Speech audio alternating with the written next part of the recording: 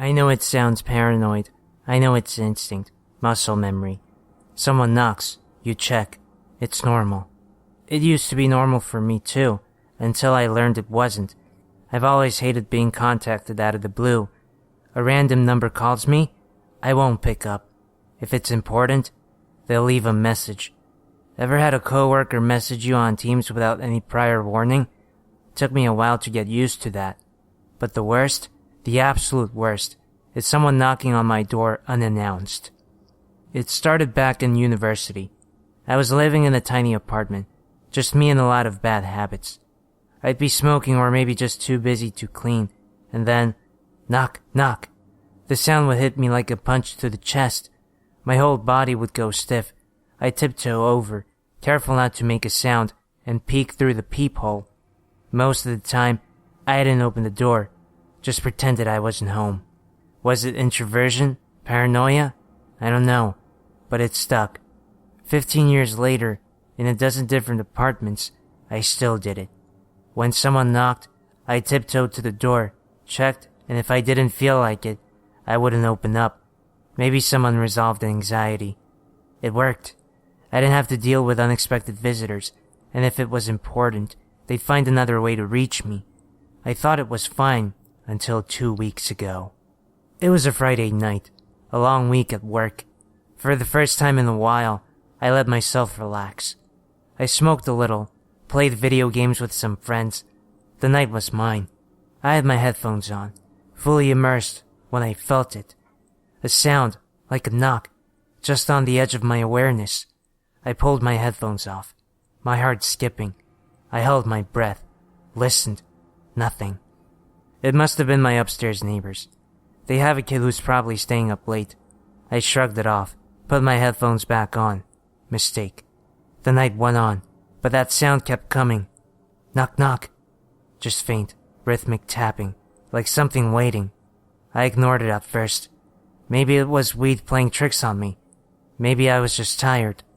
But then, by 2 a.m., I'd had enough.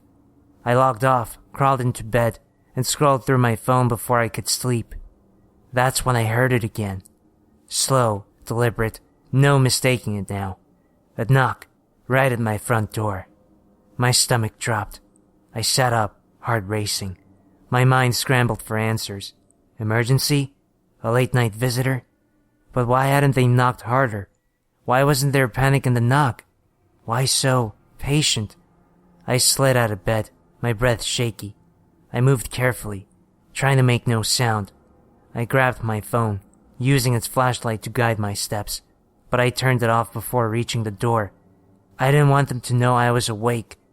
I crept forward, pressing my eye to the peephole. The cold rush of dread flooded my veins. There was someone standing there. Their back was to me. The hallway was a dead end. It's not like they were facing another door. Nothing, just starting at a well. Tall, broad, dressed in black. The sound of their breathing, deep, slow, heavy, echoed through the silence. My skin crawled. My mouth went dry.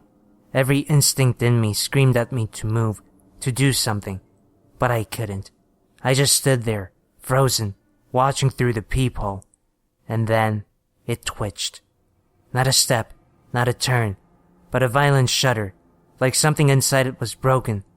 A glitch. The body was unhinged for just a second. It did that a few more times. It seemed to jerk backward, though it didn't turn. It wasn't a normal retreat. It was moving backwards, but not towards me. It was almost mechanical. I kept looking through the peephole. The hallway was empty, and it stayed empty. I barely slept that night.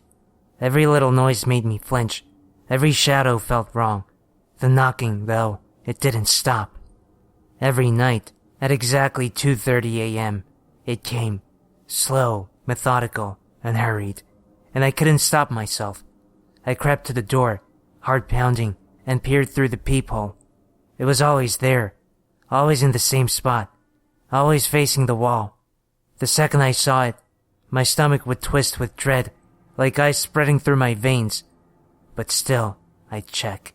I had to. Maybe I thought if I didn't, it would get worse. My bad habit had the best of me, and I truly couldn't ignore it. I know what some of you are thinking. Why didn't I call the police or go stay somewhere else? Well, I had nowhere else to stay. And what was I gonna tell the police? Some guy knocks on my door and I don't answer and then he leaves me alone? This was definitely creepy, but it was probably some stupid prank that's gone too far. Last night, though, something changed. The knocking started like usual, the rhythmic tap, tap, tap against the door, but I was already in bed.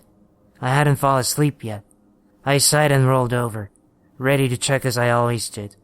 But this time, when I looked through the peephole, there was nothing. Nothing at all. No one stood in the hallway. No tall, broad figure. Just empty space. I was already pulling away from the door when I heard it again. This time, it came from behind me. The knocking was at my bedroom door. My blood ran cold.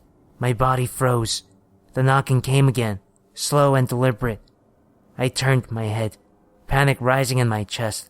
The hallway was dark, the bedroom door shut tight. Knock, knock, knock.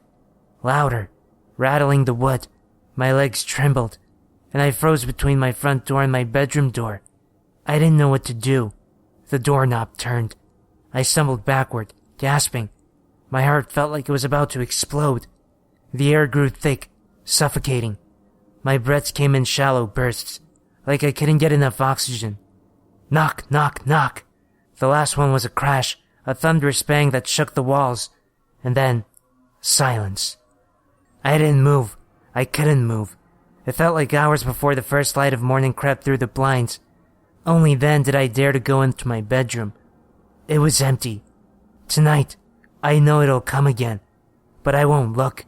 Not this time, because I know if I do, I won't be looking at it. It'll be looking at me.